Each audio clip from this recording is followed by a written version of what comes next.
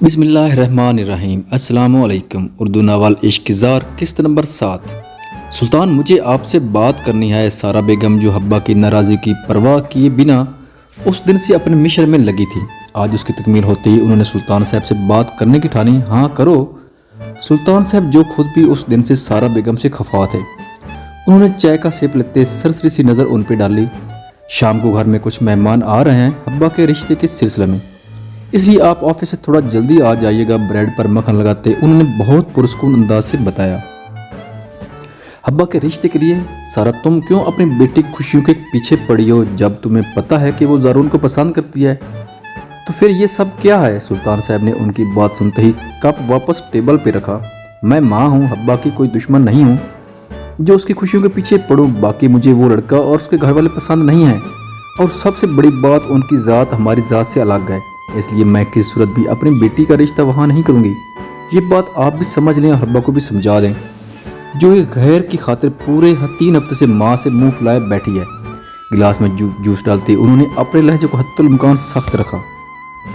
Sir please میری بات سنو، دیکھو یہ رشتے ایسے زور زبردستی پہ باندھ بھی جائیں تو انہیں قائم رکھنا بہت مشکل ہو جاتا ہے، اور یہ ذات برادری اب کون دیکھتا ہے؟ سب اپنی اولاد کی خوشی اور سکون دیکھتے ہیں، اور ہمیں بھی چاہیے کہ اس ذات پات کے فرق کو پس پش ڈالتے اپنی اکلوتی اولاد پر اپنی مرضی مسلط نہ کریں اور اسے خوشی میں خوش ہوں۔ افندی صاحب نے غصے کے بجائے نرمی سے انہیں سمجھایا۔ سلطان، مجھے حبہ کی خواہش پر کوئی مسئلہ نہیں، پر میں اسے جانتی ہوں کہ وہ وہاں ایڈجسٹ نہیں کر پائے گی۔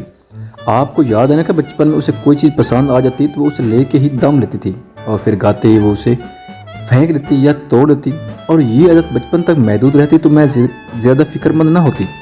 اور رہی بات ذات پات کے فرق کی، تو آپ دیکھتے نہیں ہیں کہ یہ فرق نسلوں تک چلتا ہے، اور اس بات کو بنیاد بنا کر خاندان تباہ ہو جاتے ہیں۔ سارا بیگم نے زندگی میں پہلی بار سلطان آفندی پر اپنی مرضی مسلط کرنے کے بجائے انہیں اپنی بات پر قائل کرنے کی کوشش کرتے اپنی بات کو جاری رکھا۔ اس کی اب بھی یہی عادت ہے، اسے کوئی بھی چیز پسند آ جاتی ہے تو اسے شوق سے لے لیتی ہے، پر بعد میں گھر آتے ہی وہ چیز اپنی قدر کھو دیتی ہے، اور میں نہیں چاہتی زارون کو حاصل کرنے کے بعد بھی وہ ایسا ہی کرے۔ اور مجھے نہیں لگتا کہ وہ اس سے محبت کرتی ہے، پتہ نہیں کیوں مجھے لگتا ہے کہ وہ حبہ کی ضد بن چکا ہے جسے وہ ہر حال میں حاصل کرنا چاہتی ہے۔ اپنے خدشے کا اظہار کرتے انہوں نے سلطان صاحب کو بھی سوچ میں ڈال دیا۔ بات تمہاری غلط نہیں ہے، پر سارا وہ سب چیزیں تھیں جنہیں وہ گھر لا کر بھول جایا کرتے تھے، یہ حاصل کرتے ہی ان کی قدر حبہ کے لیے بالکل ختم ہو جاتی تھی۔ زارون کوئی چیز نہیں ہے، وہ ایک جیتا جاگتا انسان ہے جس کے لیے زندگی میں پہلی بار حبہ نے اپنے دل میں کوئی احساس پیدا کیا، اور مجھے لگتا ہے ہمیں کسی بھی فیصلے کے لیے کچھ وقت لینا چاہیے۔ باقی جو اللہ کی مرضی ہو ہونا وہی ہے۔ باقی رہی خاندان کی بات، تو جس نے ہم سے رشتہ توڑنا ہو بغیر کسی وجہ کے بھی توڑ دیتا ہے، اس لیے ہمیں کسی کی ناراضی کا سوچتے اپنی بیٹی کی خوشیاں داؤ پر نہیں لگانی چاہیے۔ سلطان صاحب نے ان کی بات سے انکار کی بغیر ایک سلجھے ہوئے انسان کی طرح اپنی بات کہی۔ ٹھیک ہے، پھر میں ان لوگوں کو کچھ وقت کے لیے منع کر دیتی ہوں۔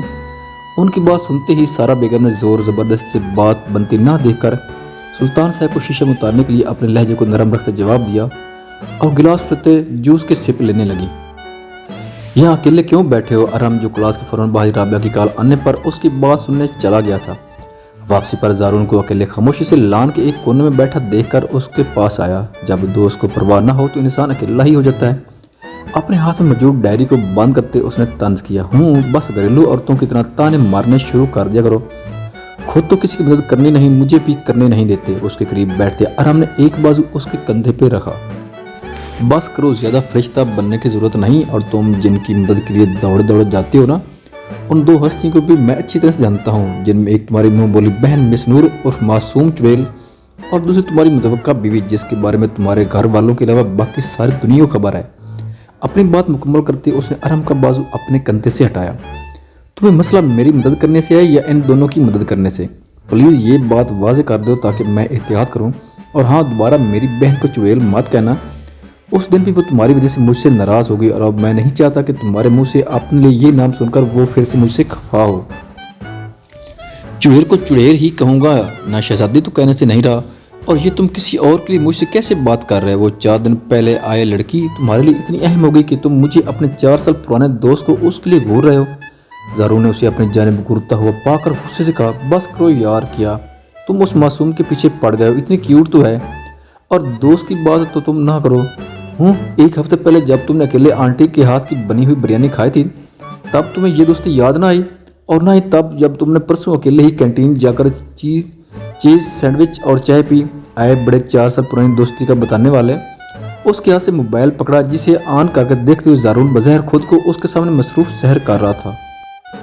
तुम्हारी बहन जैसे 2-3 क्यूट और मासूम दुनिया में और आ गई तो दुनिया तबाह हो जाने।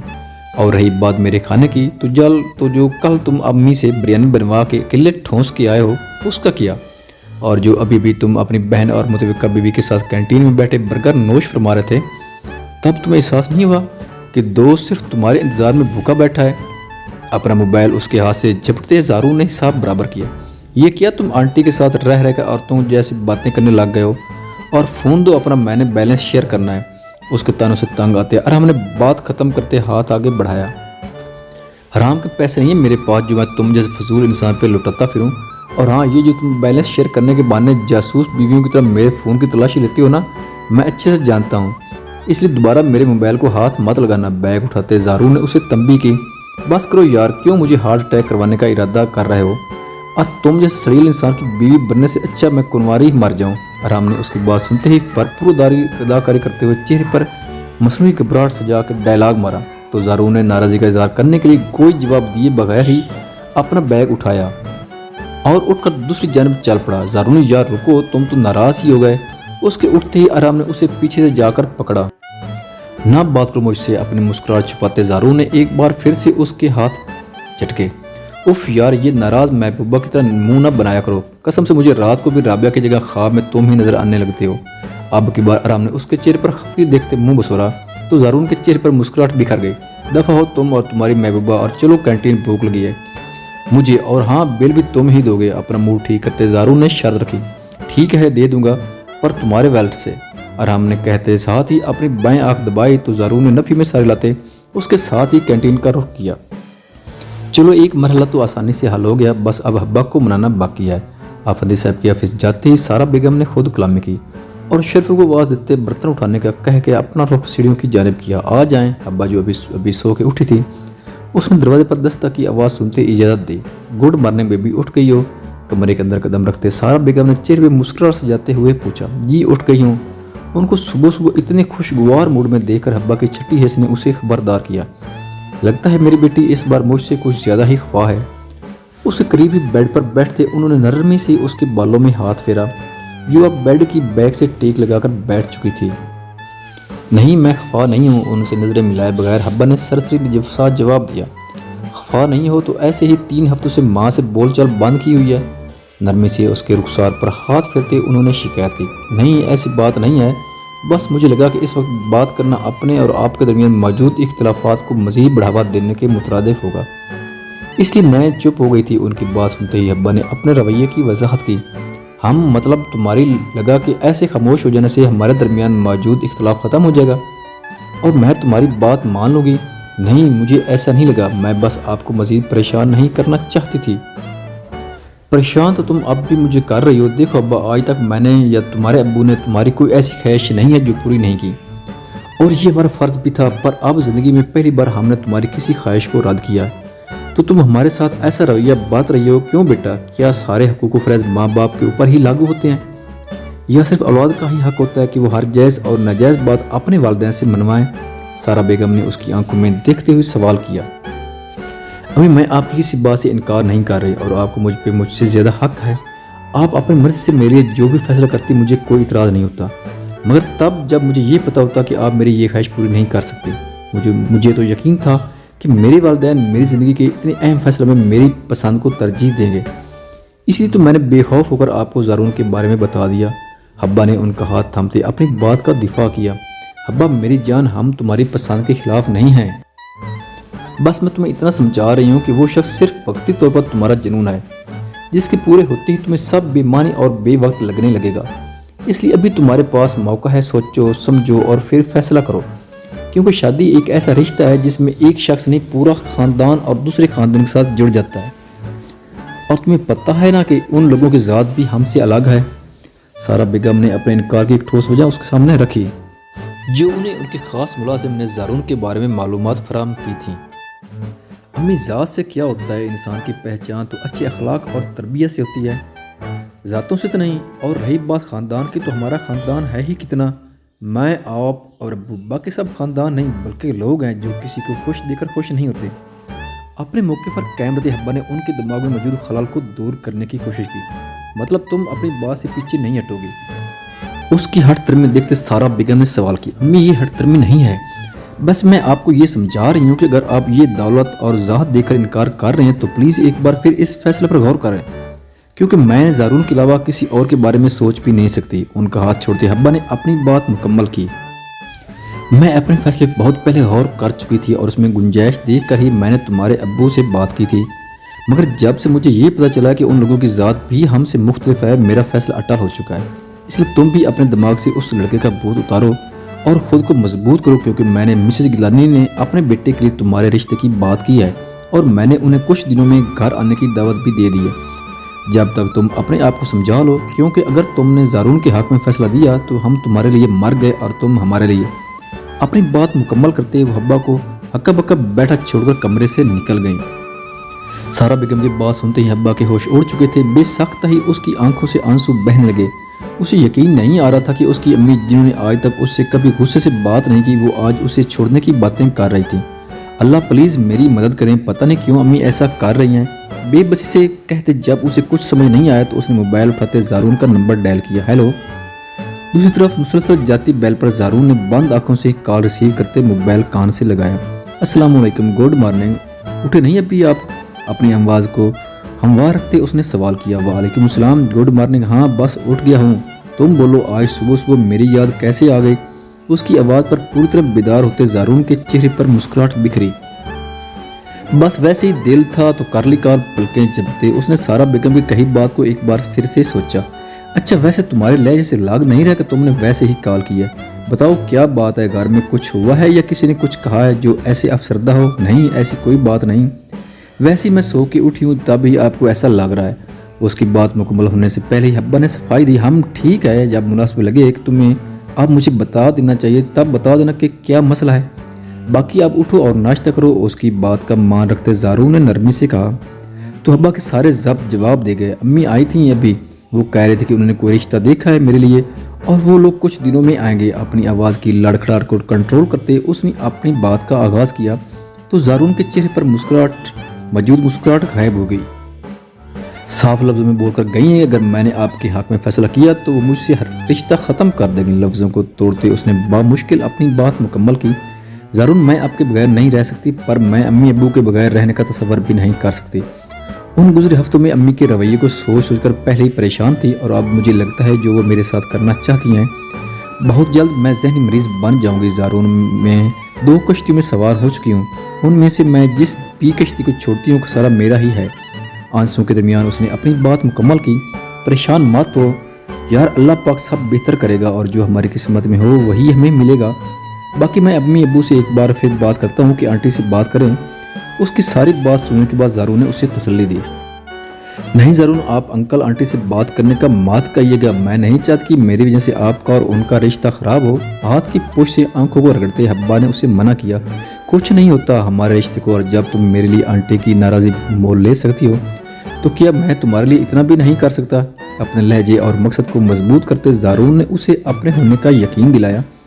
ٹھیک ہے، جیسے آپ کو مناسب لگتا ہے کر لیں، پر آنے سے بہتر ہے کہ آنٹی امی سے فون پہ ایک بار بات کر لیں، کیونکہ میں نہیں چاہتی پچھلی بار کی طرح اس بار بھی امی آنٹی انکل کو بے عزت کریں۔ ابا نے اس کی بات سننے کے بعد ایک معقول سا مشورہ دیا۔ ٹھیک ہے، تم گھر کا یا آنٹی کا نمبر سینڈ کر دو، میں امی سے کہہ دوں گا کہ بات کر لیں۔ اس کی بات سنتے زارون نے اسے سب ٹھیک ہو جانے کی تسلی دی اور ناشتہ کرنے کے کہتے خود بھی کال بند کرتے اٹھ کے فریش ہونے چلا گیا۔ یونیورسٹی میں پیپر کا آغاز ہوا تو سب اپنی اپنی کتابوں میں سر دیے تیاری میں مصروف ہو گئے۔ رابعہ بھی کب سے نور کو اس کے مس ہوئے لیکچر سمجھانے میں مصروف تھی کہ کچھ یاد آنے پر اس نے اپنے بیگ میں ہاتھ ڈالتے کچھ تلاش کرنے لگی۔ رابعہ پلیز یہ ایک بار پھر سے بتا دو۔ نور نے ایک اور ٹاپک اس کے سامنے کیا جو اب بیگ سے ایک ڈبہ برآمد کرتے اس نے نور کی طرف بڑھایا۔ یہ لو تمہارے لیے، اس میں ہے کیا؟ اس سے ڈبہ لیتے نور نے نوٹس نیچے رکھتے اسے دیکھا۔ چاکلیٹس ہیں، کل اپنے لیے لی تو تمہارے لیے بھی لے لیں۔ باہر پڑی کتاب بیگ میں ڈالتے رابعہ نے اسے اچھا مجھے لگا کسی چیز کے لیے رشوت دے رہی ہو مجھے۔ آرام کو اپنے قریب آتا دیکھ کر نور نے شرارت سے اسے چھیڑا۔ हाँ ना रिश्वत ही समझो। उन दोनों के करीब बैठते राबिया के कुछ बोलने से पहले ही आराम ने उसकी आखिरी बात सुनते तजस्सुस से कहा, मतलब कैसी रिश्वत? ना समझी से उसकी जानिब देखते नूर ने राबिया से पूछा, ऐमे फजूल में तुम्हें परेशान कर रहा है, कोई रिश्वत नहीं है। आराम की नज़रों में शरारत देखकर राबिया ने उसे घूरा, हूँ नूर, मैं भला तुमसे झूठ बोल सकता हूँ? मैं सच बोल रहा हूँ कि ये लड़की तुम्हें चॉकलेट्स की आड़ में रिश्वत दे रही है ताकि तुम ट्रिप वाले दिन हमारे दरमियान कबाब में हड्डी ना बनो। राबिया की जानिब एक आंख दबाते आराम ने अपनी नज़रों में शरारत बरकरार रखते उसे अपनी बात का यकीन दिलाने की कोशिश की। आराम भाई, कबाब में हड्डी नहीं होती, वो तो बोनलेस चिकन से बनता है, ये बात मुझे मामा ने कल ही बताई है। नूर ने अक्लमंदी का मुजाहरा करते उन दोनों को सर पकड़ने पर मजबूर किया। उफ नूर, तुम बहुत ही मासूम हो मेरी प्यारी बहन। ये कबाब में हड्डी एक मुहावरा है जो तब बोलते हैं जब आपको लगे कि कोई तीसरा इंसान आपके दरमियान मदाखलत पैदा करेगा। आराम, जिसकी अपनी भी उर्दू कुछ नासाज थी, उसने नूर को समझाने की कोशिश की, जो गौर से उसकी बात सुन रही थी। अच्छा मैं समझ गई हूँ, अब आप बताएं ट्रिप कब जा रहे हो, कहाँ? और अगर आपको लगता है कि मैं हड्डी हूँ तो मैं नहीं जाऊँगी। क्यों नहीं जाऊँगी तुम? और हम सब जा रहे हैं, तुम भी हमारे साथ जाओगी। आराम की बजाय राबिया ने उसकी बात सुनते इसरार किया, हाँ हाँ तुम उस हड्डी को साथ ही रखना ताकि ये सारा वक्त तुम पर कब्जा करते मेरा खून जलाती रहे। राबिया की बात सुनते आराम ने मुंह बसोरा। आराम बस करो, क्यों तंग कर रहे हो तुम मेरी दोस्त को? नूर की सुर्ख होती आंखों को देखकर राबिया ने उसकी जुबान को ब्रेक लगवाई। मैं क्यों तंग करूंगा? वैसे ज़ारून ठीक कहता है, ये बस चेहरे से ही मासूम है, बाकी इसके सारे काम चुड़ैलों वाले हैं। और तुम शर्म करो, अपनी दोस्त के सामने अपने मुतवक्का शोहर की बेइज्जती कर रही हो। नूर के जज्बाती अंदाज में आराम ने ब्लैकमेल होने के बजाय दिल खोलकर उनको बातें सुनाई। आराम भाई, आप बहुत बुरे हैं जो अपने उस खड़ूस दोस्त के पीछे लगकर अपनी बहन को चुड़ैल बोल रहे हो। और हाँ, मैंने राबिया पे कोई कब्जा नहीं किया, बल्कि वो खुद ही आप जैसे बंदर के मुंह लगना पसंद नहीं करती। सूसू करते नूर ने हिसाब बराबर किया तो उसकी बात सुनते ही राबिया की हंसी छूट गई। हूँ बस करो और ट्रिप पे जाने की तैयारी कर लो, मैंने तुम दोनों का नाम भी लिखवा दिया है। डब्बा नूर के हाथ से लेते आराम ने उनकी मालूमात में इजाफा किया तो वो दोनों खुशी से चहकते एक दूसरे के गले लग गईं।